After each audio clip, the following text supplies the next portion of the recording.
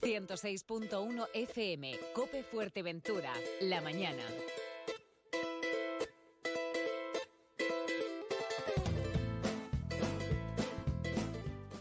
El equipo de Arenisca Arqueología desarrolla la tercera campaña de excavación del Conchero en el Cotillo y lo hace gracias a la Dirección General de Patrimonio Cultural del Gobierno de Canarias. Esta tarde, a las 7:30, frente al campo de bola de la localidad turística, los arqueólogos Rosa López y Derke Castellano van a dar a conocer a la ciudadanía los principales resultados que arrojan los trabajos. Buenos días, Rosa. Hola, buenos días. Buenos días, Derke. Buenos días, ¿qué tal? ¿Cómo estamos? ¿Bien? Bien. Apretando el calor, ¿no? Sí. Yo me imagino ahí en los yacimientos estos días y tiene que ser un poquito complicado. Bueno, ¿cuánto tiempo se lleva desarrollando esta tercera campaña en el Conchero? Pues empezamos justo este mes, hace poquito, hace 2 semanas, el 12 de junio, y tendrá una duración de un mes de excavación.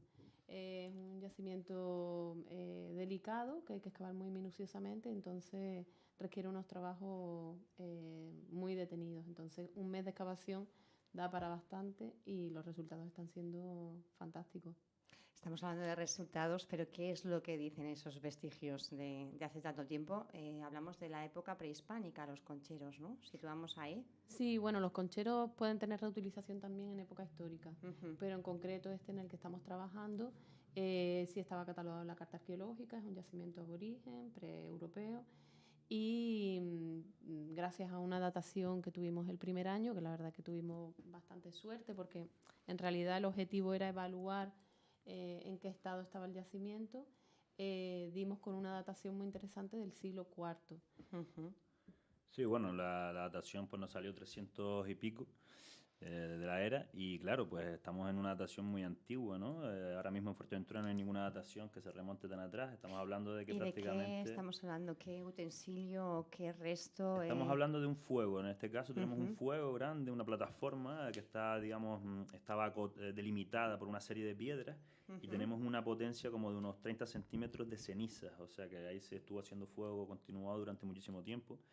Y bueno, la criba que estamos haciendo de los materiales del fuego, estamos encontrando... Vamos a basar un poquito porque está haciendo señas. Vale, colocamos las cosas también para el Facebook, estamos también retransmitiendo en redes sociales. Lógicamente hay veces que se nos olvida que estamos en radio y también en redes sociales. Disculpen, Derke, si nos contabas. Sí, comentaba que la plataforma que estamos trabajando ahora es un fuego muy potente, donde salió la datación del siglo IV, está en la superficie. Entonces ahora el objetivo es buscar dataciones más antiguas, ¿no? A ver si la parte más baja del fuego contiene dataciones más antiguas.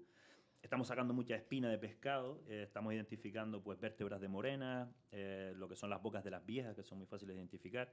Luego espina muy pequeñita, muy menuda, que también tenemos que trabajar con especialistas en ictofauna, que es los espinas de pescado, para ver si a lo mejor pudieran ser sardinas o bogas, que eso nos indicaría a lo mejor una pesca de cabotaje, tal vez con redes, similar a la que conocemos para Gran Canaria, similar a la que conocemos para La Palma y Tenerife. Y aquí no está descrita, pero tenemos una datación tan antigua que puede ser que esa pesca se hiciera. De hecho, tenemos una plomada, o lo que creemos que es una plomada de arenisca, que pudo ser parte de lo que son los chinchorros de pesca, que llevan una parte un flotador arriba, digamos, la red, y abajo un plomo, ¿no? Entonces estamos encontrando muchos elementos que nos están dando pues muchas interrogantes y algunas respuestas.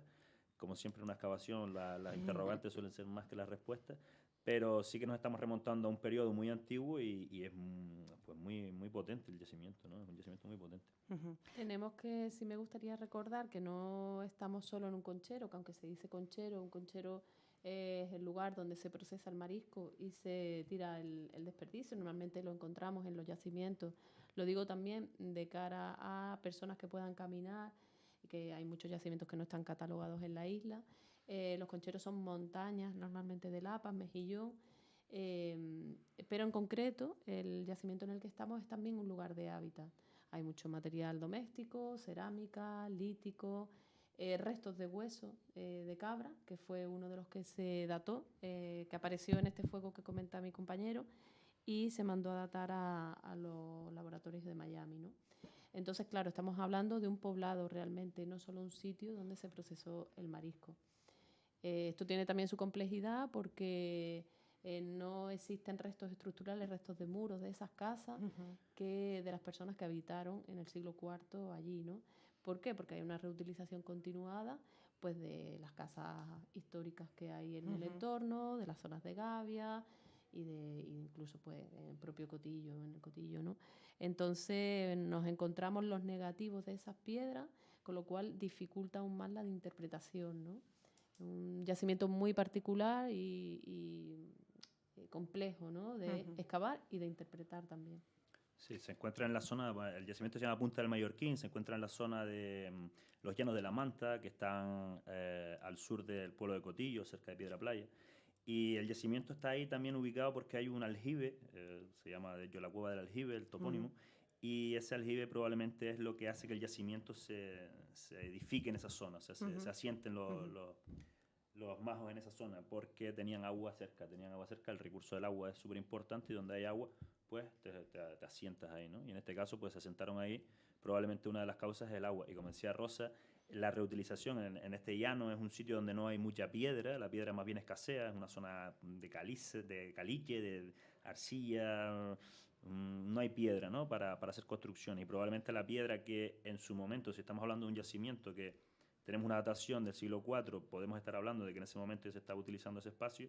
La piedra que se usó en ese momento, posteriormente, en los siglos más modernos, pues llamamos siglo XIV, siglo XV, XVI en adelante, pues esos espacios se van reutilizando y esas piedras se van usando en construcciones modernas, ¿no? Entonces, hoy tenemos solamente un llano, pero probablemente nuestra interpretación es que en el pasado fue una aldea con varias construcciones, con sus zonas, digamos, para cocinar, bueno, una aldea.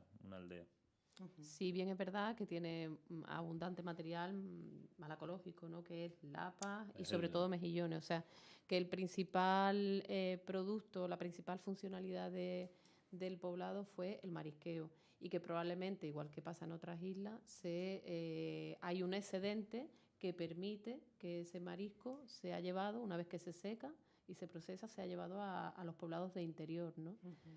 Entonces, nos permiten los vestigios del pasado interpretar qué es lo que ocurrió hace ya tantos siglos. Yo no sé si por cercanía se puede establecer un vínculo con el yacimiento de Lobos, de la isla de Lobos. Se podría... Bueno, todavía es pronto, ¿no? Todavía es pronto. Lo que sí que tenemos una datación muy antigua y las dataciones de Lobos pues están por ahí también al comienzo de la era.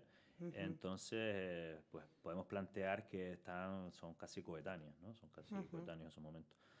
En el caso de Lobos era un taller, ¿no? De púrpura, me parece. Sí, es un taller de púrpura datado en el siglo I después de Cristo. Aquí estaríamos en el siglo IV. Entonces, de momento, podemos seguir Como investigando el y siglo IV, quizá vamos bajando, en ¿no? superficie Claro. de una plataforma que tiene 30 centímetros, probablemente parte, al comienzo del fuego. Quizá podríamos llegar al 1, ¿no? Y establecer realmente... Podríamos bajar un siglo II, sí. Bueno, es que yo estoy convencido de que la potencia del fuego no se hace... Depende del uso intensivo del espacio, porque no es lo mismo utilizarlo temporalmente 3 meses al año, ¿no? Porque vienes a hacer el marisqueo en una época determinada, que utilizarlo intensivamente. Si es una aldea donde estás asentado y todos los días hace fuego, pues lo vas a acumular esa cantidad de ceniza mucho antes y a lo mejor tendríamos una variación entre la parte superior y la parte baja del fuego más corta que si el espacio se usa solo temporalmente, ¿no? Este tipo de campañas estamos acostumbrados, los que somos profanos en la materia, realmente a que duren poco tiempo, ¿no? Se prolongan durante breves espacios de tiempo, son de meses y se corta otra vez. ¿Qué haría falta realmente para investigar en profundidad y llegar a conclusiones que realmente no queden en interpretaciones o en supuestos, sino que puedan decir, bueno, esto fue así y tenemos estas pruebas? No, fundamental es el apoyo de las administraciones, porque al final nosotros somos trabajadores autónomos que subsistimos con los trabajos digamos, con los pagadores que son las administraciones normalmente, ¿no? Entonces, si el patrimonio no se ve como una salida importante para conocer nuestra historia, para divulgarla con la juventud o con la gente que sea, con los vecinos, ¿no? Si no se le ve también el rendimiento económico, tenemos Gran Canaria, por ejemplo, que nos lleva décadas de ventaja en ese sentido, donde ellos han visto un rendimiento, o sea, un beneficio económico a través de la explotación de estos espacios arqueológicos con los museos, con centros de interpretación y demás. Lanzarote ahora mismo se está poniendo las pilas, están trabajando en Sonsamas, tiene una inversión muy potente para hacer un parque arqueológico en Sonsamas, que es un yacimiento espectacular. Y Fuerteventura está un poco entre dos aguas, entre las dos islas, que ahora mismo sí están apostando por por un nuevo enfoque turístico, que es el patrimonio arqueológico. Entonces, lo que tú comentabas, la continuidad y los resultados, ¿cómo se consiguen? Pues con esa apuesta por parte de las administraciones de decir, bueno, el patrimonio es importante, hay que apostar por el patrimonio, hay que seleccionar unos yacimientos determinados para estudiarlos en profundidad y hacer unas campañas continuadas. Más intensas, más prolongadas en el tiempo, que permitan Sí. establecer en conclusiones. Yo no sé si en Gran Canaria y en Lanzarote se da porque los yacimientos son de mejor calidad que en Fuerteventura o simplemente es la falta de inversión. Aquí realmente hay potencial. Muchísimo potencial. Mucho potencial. Hay ahora mismo catalogados 900 yacimientos arqueológicos, algunos espectaculares, que se podrían hacer investigaciones sistemáticas, apoyados además también en las universidades. No somos partidarios, por ejemplo, y creemos que no es bueno para el patrimonio tampoco hacer campañas largas de excavación. Un yacimiento es complejo, se debe trabajar en pequeñas campañas de un mes, 2 meses a lo sumo, pero de manera continuada, es decir, que haya un compromiso y un programa de lo que se quiere hacer. Como decía mi compañero, seleccionar los yacimientos que puedan aportar más información y con convenios con las universidades, crear una dinámica de trabajo sistemática. Un yacimiento, excavarlo en muchos meses, al final genera mucha información en una misma campaña, difícil de interpretar, y es mejor abordarlo poco a poco, pero sí de manera continuada, pues que cada año se haga campañas en los yacimientos que, por ejemplo, ya están iniciados o en otros que pueden aportar información, sería lo ideal. En ese sentido, lo ideal, como dice Rosa, es hacer campañas breves y luego hacer un trabajo de gabinete, que ya es buscar esa información, darle vuelta a esa información, leer los trabajos de otros compañeros para hacer contrastes, ver las dataciones, o sea, digamos que todo el trabajo... contextualizar, digamos, los resultados, exactamente, ¿no? Darles ese trabajo contexto, de una campo interpretación. y eso es fundamental también para ir creando, digamos, en la campaña de excavación un trabajo de campo, después trabajo de gabinete, después trabajo otra vez de campo. Porque si al final tienes mucho trabajo de campo, no ordenas todo ese material, no lo clasificas y entonces al final te ves un poco a lo mejor sobrepasado o se te quedan muchas aristas que no las terminas de trabajar bien, ¿no? Sí, Eso además, suele pasar. Y luego la divulgación, porque es importante que nosotros hagamos un trabajo y que al final llegue al ciudadano, porque al final nuestro trabajo es para el ciudadano. Nosotros Desconocemos realmente, ¿no? Sobre todo la historia de la isla, ¿no? Nos estamos dando cuenta. Sí, cuando preguntabas antes el tema del potencial de Fuerteventura, bueno, yo creo que estamos de acuerdo, Rosa y yo, y muchas personas que son entendidas en la materia. Fuerteventura es la segunda isla más importante a nivel de patrimonio arqueológico de Canarias. Sin desmerecer a nadie, ¿no? O sea, que nadie me piense que... Pero sí es verdad que la población majo de Fuerteventura, la de Lanzarote también fue muy potente, ¿no? Pero en Fuerteventura tenemos unos yacimientos, un nivel cultural de estas sociedades, ¿no? Con una... bueno, pues los materiales que crearon, las cuentas placa de cono, que son pues en formas cuadradas, muy pulidas, la cerámica con una decoración incisa pues muy bonita, los yacimientos, tenemos yacimientos muy potentes, ¿no? Realmente castillos, o sea, castillos para la época, que eran verdaderas fortalezas, ¿no?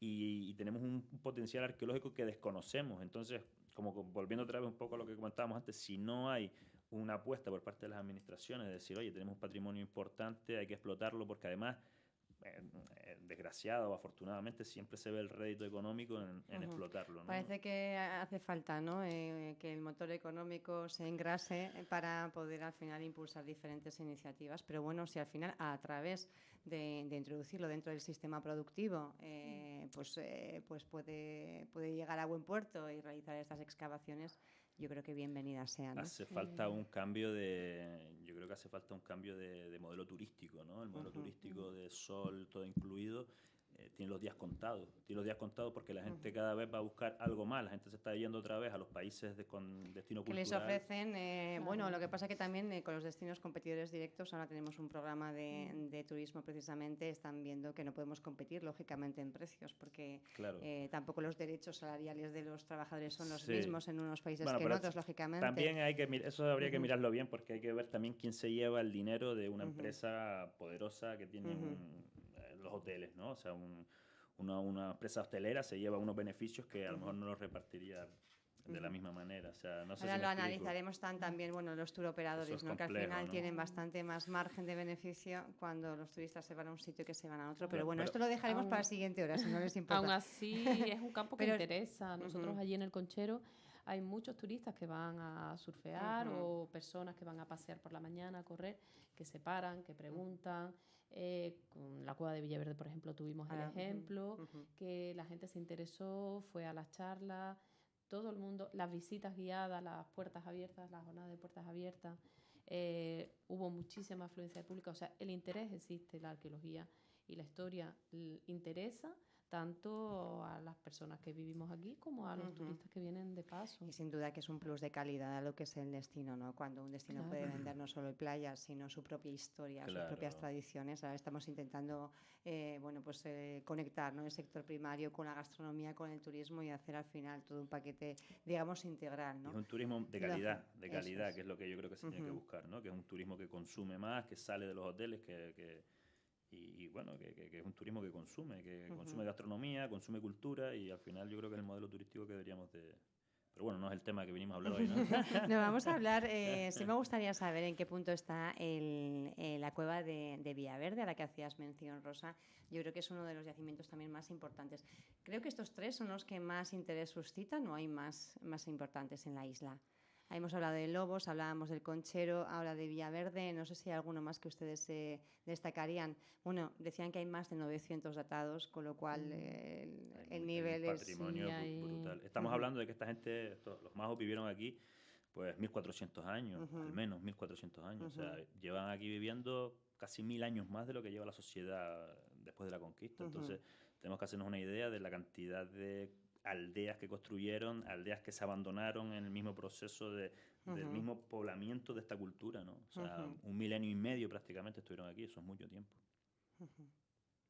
Y bueno, Villaverde, que me preguntaba, ahora el 17 de julio empezamos ya la segunda campaña, después del trabajo del año pasado, que fue muy fructífero, con un equipo multidisciplinar que conseguimos, bueno, esas tres patas que nosotros siempre tenemos en cuenta, que es la investigación, la difusión y la conservación, ¿no? Ujú. Era un yacimiento pues que llevaba pues 30 años cerrado y bueno, pusimos en marcha ese proyecto. Este año volvemos a excavar con la financiación también de la Dirección General de Ujú. Patrimonio Cultural del Ayuntamiento de La Oliva, que se suma a las investigaciones, lo cual me parece también destacable porque bueno, es el propietario de la parcela, del yacimiento y el que le compete la conservación, pero además está invirtiendo en investigación, que eso no es lo habitual, ¿no?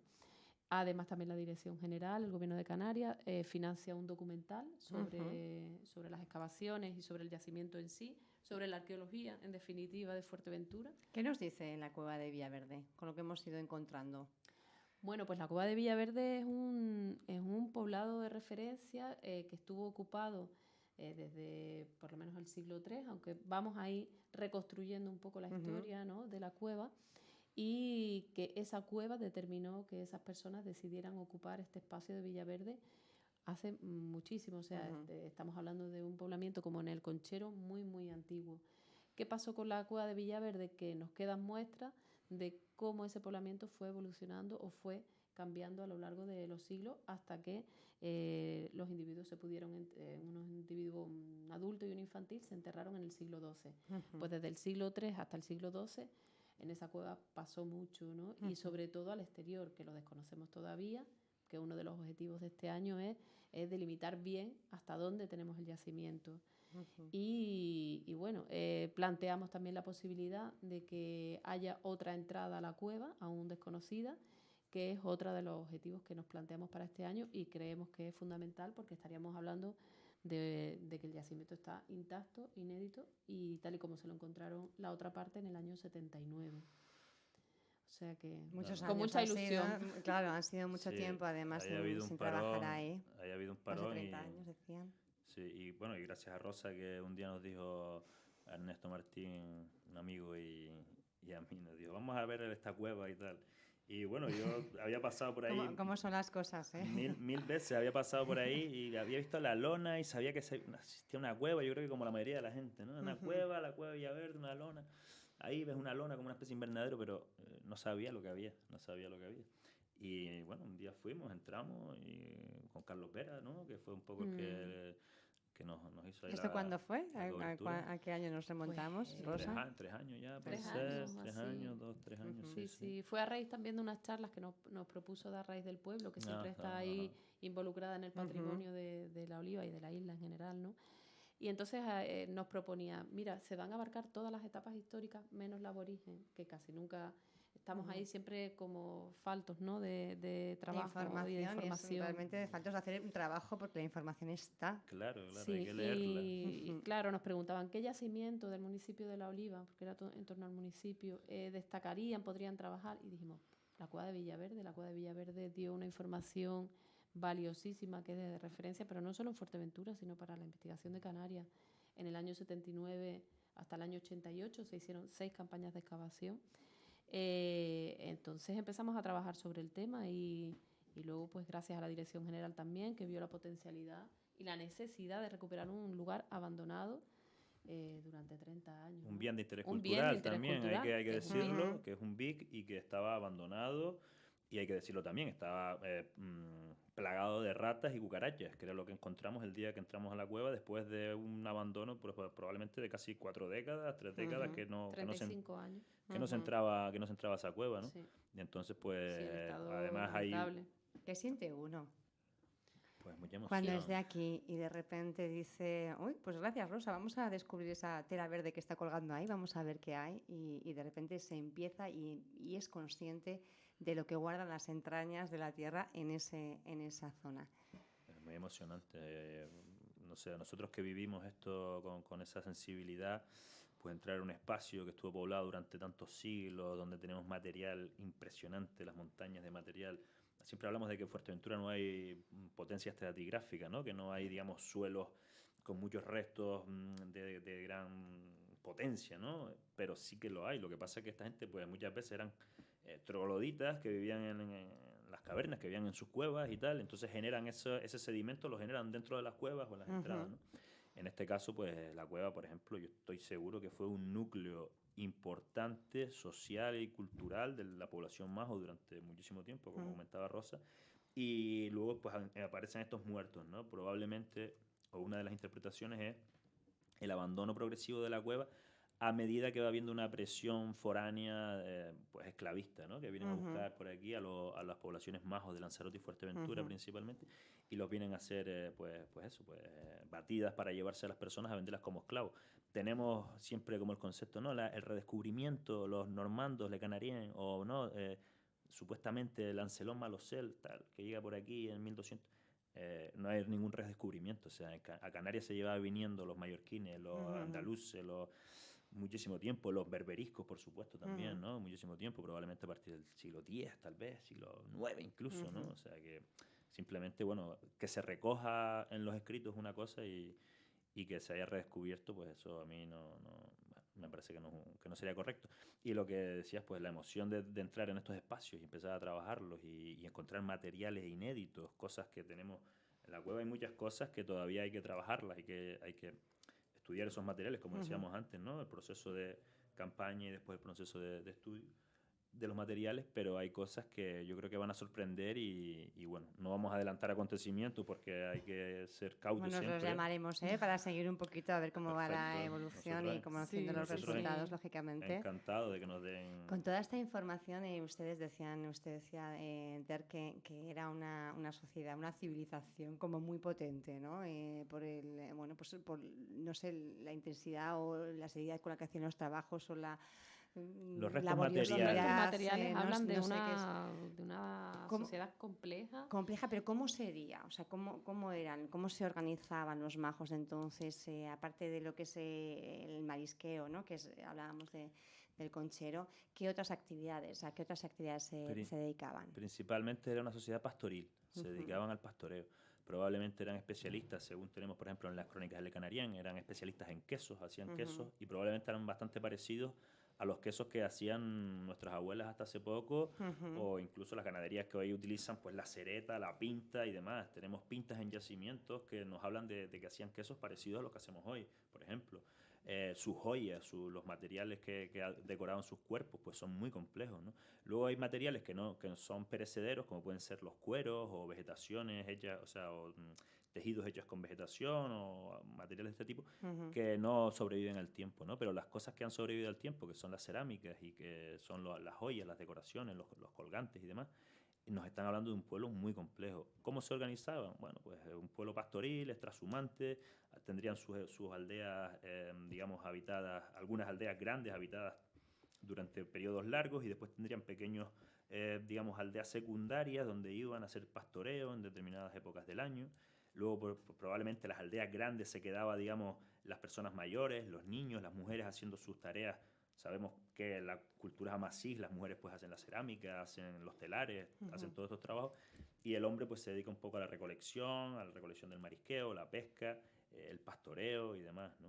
Aunque también sabemos que hay mujeres que mariscaban porque tenemos calcificaciones en los oídos, por ejemplo en Gran Canaria, que nos indican pues un trabajo de costero. O sea, también todo esto son muchas suposiciones que tenemos un poco según lo que conocemos hoy. Hay que seguir trabajando, hay que trabajar mucho.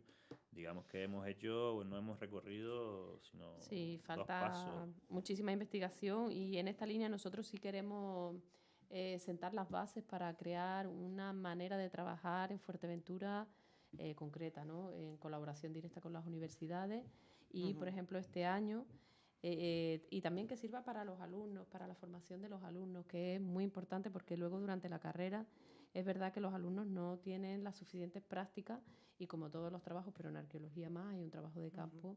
Que entonces este año tenemos una colaboración, una escuela de verano, es una colaboración entre la Universidad de La Laguna con alumnos de antropología social, la Universidad de Las Palmas con alumnos de arqueología y la Universidad de Oxford con alumnos de arqueología y antropología. Alumnos de estas universidades van a venir para colaborar en la cueva, cada uno en su disciplina, de manera que vamos a tener también un trabajo completo y van a convivir en el Combrillo, en la Oliva, ¿no? Que ha cedido el espacio, y se va a crear ahí también una manera diferente de hacer arqueología en Fuerteventura.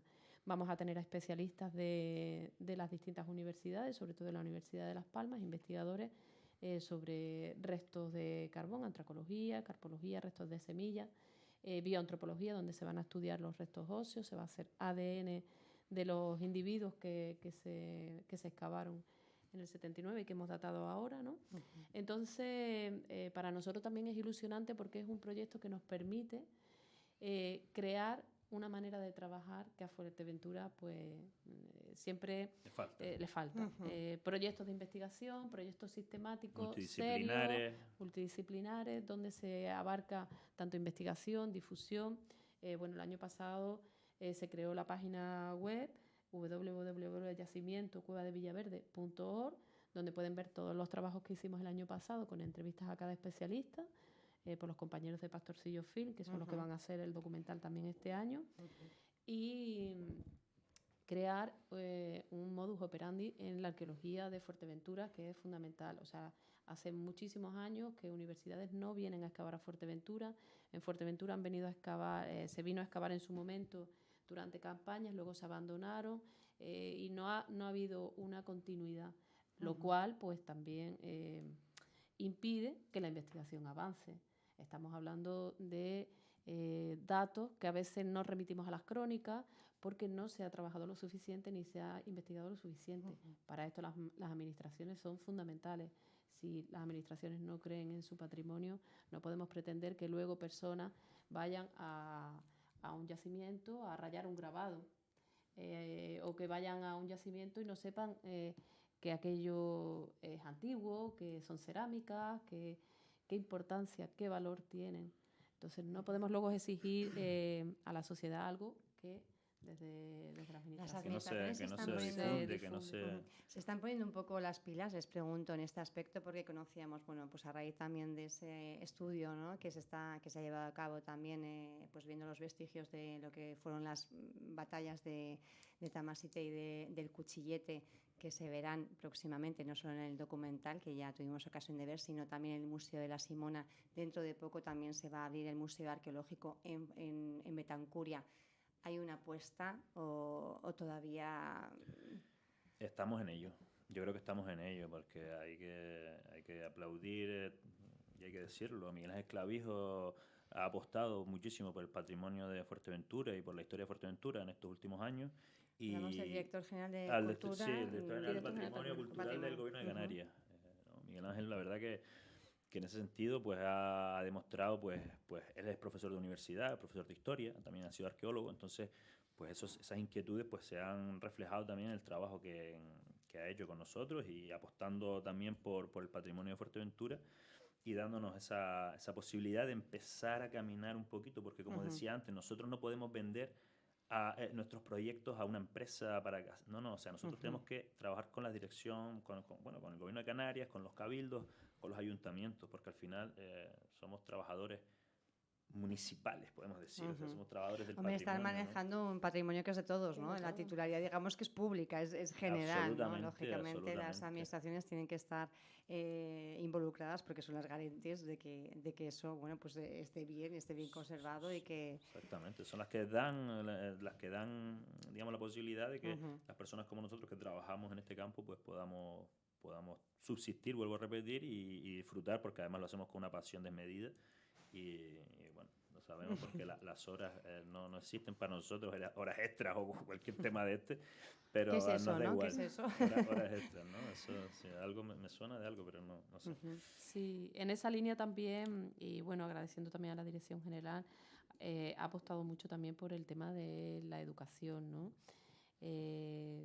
Ahora, por ejemplo, este año, a final de año también, vamos a volver a desarrollar una actividad en los centros de secundaria, que ya iniciamos hace 2 años con el Cabildo de Fuerteventura, y bueno, creemos que es fundamental, porque son las generaciones del futuro, son las personas que algún día ostentarán también cargos públicos. ¿En qué consiste estas acciones? Y sobre todo que si la ciudadanía no conoce su patrimonio, es imposible que lo respete, que lo quiera, que lo cuide. O sea, que lo valore, claro. Que lo valore. O sea, tú no puedes valorar algo que no conoces, no puedes quererlo si no lo conoces. Entonces, estamos ahí, ¿no? Eso, y además queremos fundamental en la difusión con los chicos, ¿no? ¿Y cómo es un poco el proyecto ese de los centros educativos? ¿A qué Sí, edades va dirigido? Va dirigido sobre todo a los chicos de cuarto de la ESO, que son los que tienen historia de Canarias, pero tienen una única hora a la semana. Con lo cual... Con libros de contenido que no hacen referencia a la realidad de Canarias, que hay que decirlo también. O sea, cosas que hemos visto que decimos, pero ¿quién diseña estos libros? ¿Quién los diseña? ¿Dónde se diseñan? ¿En Canarias? ¿Con canarios? ¿O con fuera de Canarias? Pero me refiero, o sea, los contenidos tienen que ser verídicos. Verídicos. Perdón. Entonces, vemos que le sale la vena, ¿no? Esa pasión que también se transmite cuando se ven incoherencias de este tipo, cuando uno está tratando de trabajar para recuperar y poner el valor en el patrimonio, y resulta que una de las fuentes o canales principales, que son los centros educativos, en las futuras libros generaciones... editados para esos cursos Es que luego llegas a hacer las actividades a los institutos y ves algunas cosas que le enseñan a los chicos, porque también podríamos hablar de la formación del profesorado, ¿no? Hay profesorado que ni siquiera es de aquí y que si se fía de lo que dicen los libros de texto... No, perdona, hay profesorado que es de aquí, incluso que tiene nombre aborigen y que enseñan cosas que no se han molestado ni en buscar otra documentación para contrastar un poco lo que le dicen los libros, que no, la editorial no sé, que te trae un contenido, ni te molestas en saber lo que estás... Lo que pasa es que uno da por hecho, a lo mejor, ¿no? Como docente de eso, bueno, estoy intentando lanzar una responsabilidad con los alumnos, porque tú estás creando un germen, una semilla, ¿no? Coño, ¿sabes? Solo te tienes que ver un poco, contrastar, coño, en el móvil, en un momento, oye, es que estoy enseñando a estos niños. Entonces, bueno, la verdad es que luego cuando encuentra uno estas cosas, pues lo único que te queda es seguir luchando para que esto cambie, ¿no? Entonces, bueno, pues este año, el primer año hicimos una actividad, una recreación de una excavación arqueológica centrada en materiales, en el hábitat de los majos, y este año le damos una vuelta y llevamos los alumnos a la Atalayita. Es un proyecto mucho más integral, donde se van a hacer efectivamente también recreaciones y prácticas arqueológicas, pero además se le va a explicar a los alumnos distintas etapas históricas de Fuerteventura. De una manera usando el Valle de Pozo Negro como enlace para esos distintos momentos históricos, ¿no? Y darle valor también a un yacimiento, a un centro de interpretación, que también está en un estado que lamentable. O sea, la Atalayita está cerrado de hace mucho tiempo, no tiene cartelería, no tiene información, en fin. Sí, bueno, en ese sentido, un poquito del tema del proyecto, la idea es llevar a los chicos al yacimiento de la Atalayita y darle vida al yacimiento, o sea, ponerlo otra vez un poco en valor, ponerlo en marcha, ¿no? Muchas veces estamos por allí pues, haciendo trabajos de diferentes, y vemos a los, normalmente suelen ser turistas que vienen con sus coches de alquiler, pues verán ahí cartel, museo, tal, o yacimiento, y van a buscar, a consumir ese producto cultural, y llegan ahí, claro, se encuentran unos carteles oxidados de los años 90, de los años... y no tienen información. Entonces yo, por ejemplo, cuando voy de viaje, yo si veo un yacimiento, ahí que voy, ¿sabes? Y, por ejemplo, yo recuerdo estar en Malta, y en Malta tenían 3 piedras montadas una encima de otra, y tenían un cordón, tenían un cartel, tenían una... Y luces de neón casi en la carretera, claro, ¿no? Como ¿no? anunciando. Exactamente, ¿no? Entonces dices tú, coño, joder, qué pasada, ¿no? ¿Qué estamos haciendo, no? ¿Qué estamos haciendo? Cuando van a los centros educativos y están con las futuras generaciones, ¿qué es lo que más interés les suscita? ¿O por qué es lo que más preguntan ellos? ¿Por qué sienten más curiosidad? Hombre, ellos, claro, el problema es que, como te decía antes, si ellos no conocen, no tienen la curiosidad se la tienes que meter tú, ¿no? Yo creo que una de las cosas que a ellos más les llama la atención, por ejemplo, son las cuentas placas.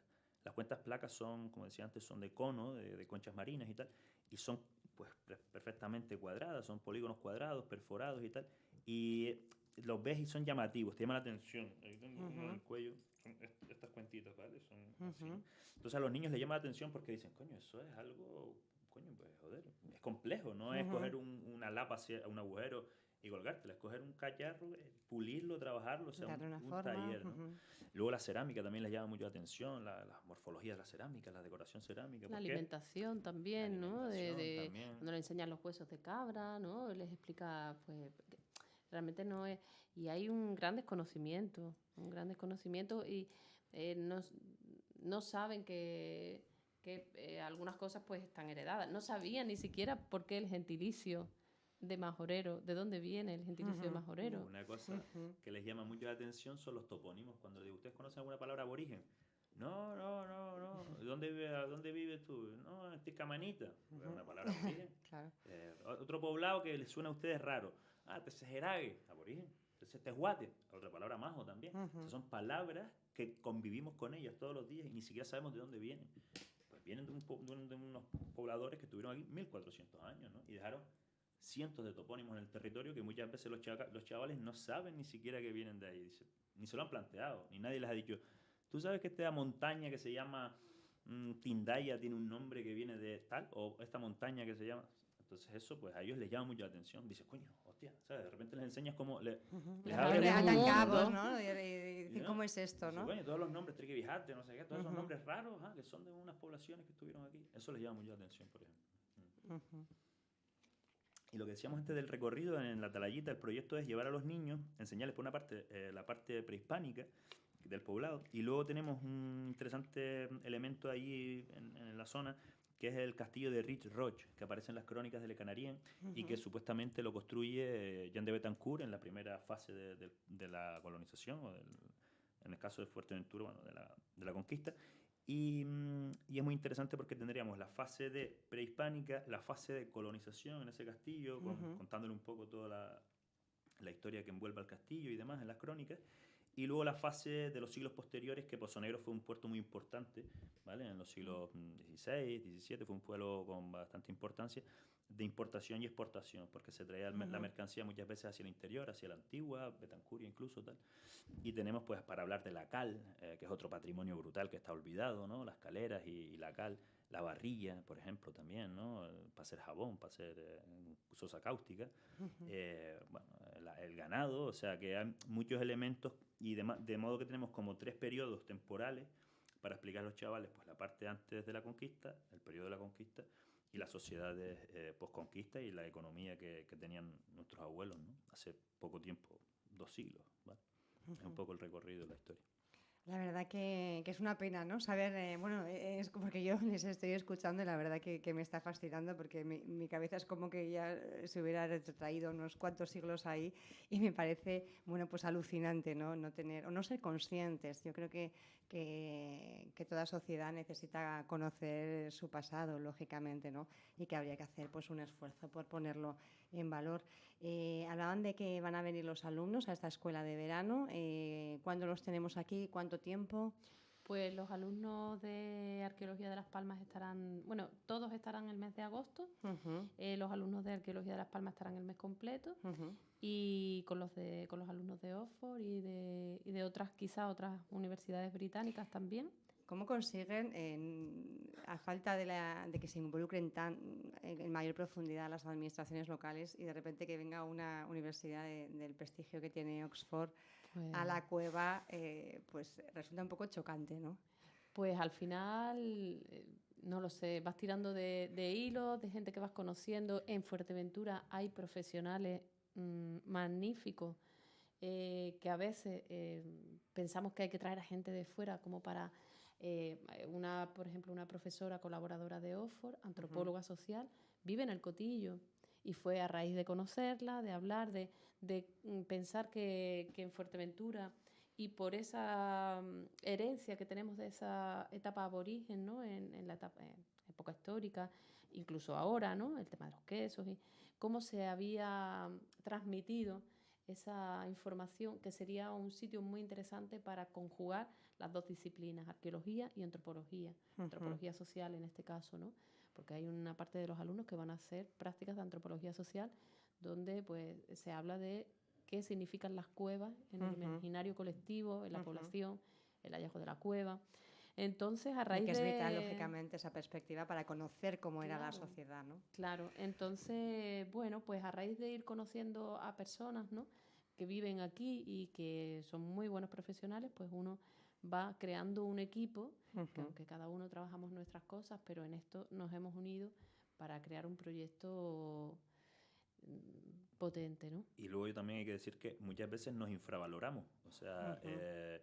Es una cosa, a mí me resulta, yo no siendo nacida aquí, llevo unos cuantos años ya viviendo, soy de fuera, pero sí que es una cosa que me llama mucho la atención, que siempre hay mucha gente nacida aquí que piensa que lo de fuera es mejor y es algo, a mí por lo menos me sorprende, porque creo que en Fuerteventura hay muchísimo talento en todos los ámbitos. Absolutamente, absolutamente. Somos una isla acojonante, ¿no? y muchas veces pues parece que valoramos más lo de fuera y nos infravaloramos, ¿no? Y tenemos pues a muchos niveles. Ocurre en todos lados, pero aquí yo no sé si por ser isla quizá esa sensación es como que... Por ser isla de señorío que oprime un poquito más, siglos, ¿no? Yo creo que es una cultura caciquil que hay en las islas como Fuerteventura, ¿no? O sea, la sociedad en general es como muy más cerrada quizá, más... cerrada y como que agacha la cabeza y cara el sombrero a veces, ¿no? Y tenemos que levantar la barbilla y ir orgullosos con nuestra sociedad, con nuestra cultura, con nuestro pasado, para pensar en nuestro futuro y en todos los ámbitos, ¿no? En la música, en las artes, en la gastronomía, por supuesto la historia, la arqueología, la historia no tan lejana, prehispánica, sino la historia de hace un siglo, o sea, son... Y por eso lo que tú decías de cómo viene Oxford aquí a trabajar con nosotros en la cueva, porque ellos ven un potencial, a lo mejor que a nosotros a veces nos cuesta ver que tenemos ese potencial, ¿no? Y hasta que no vienen de fuera y nos dicen, oye, que ustedes tienen un potencial. Entonces, coño, nos quedamos como, ¿no? Alertados y tal, y empezamos a ver ese potencial que tenemos, ¿no? Bueno, pues ahí lo dejamos. Vamos a ver cómo va ese trabajo, a ver si realmente, bueno, pues se van asentando las bases, ¿no? Para esta nueva forma de trabajar aquí en Fuerteventura. hay nuevas corporaciones. Me temo que Miguel Ángel Clavijo no esté al frente de la consejería. Lógicamente hay un cambio de gobierno. Esperemos que quienes vengan asuman también, tomen esas riendas y bueno, no descuiden lo que es el patrimonio, esa parte de la historia. Hay una parte de todos los majoreros y también de los que vivimos aquí. Lo importante no es quién esté, sino el compromiso que tenga, ¿no? Eso yo creo que es la clave, ¿no? Enrique Castellano, Rosa López, es un placer tenerles, de verdad. Igualmente. Están invitados cuando quieran para seguir un poco ahondando en esta historia. Gracias. Muchas gracias a ustedes. Muchas gracias a ustedes.